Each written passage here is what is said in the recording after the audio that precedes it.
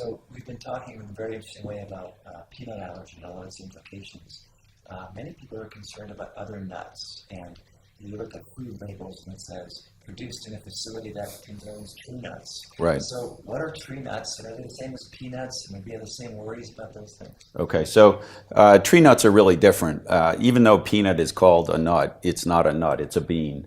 And so peanuts are a member of the legume family. One of the things that we have found and other people have found, though, is that about 35% of children that have a peanut allergy also have a tree nut allergy.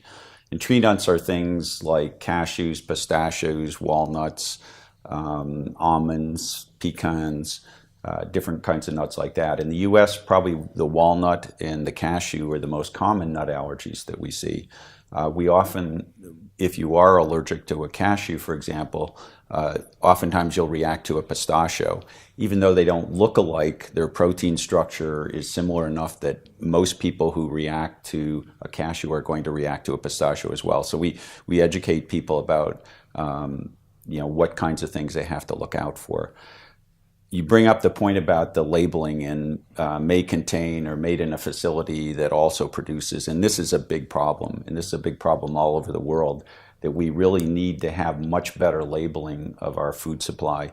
Part of the problem has been that it's been difficult to decide what threshold do the companies have to stay below, because in some individuals who are highly sensitive, very small amounts of these nut proteins or peanut protein will cause a reaction.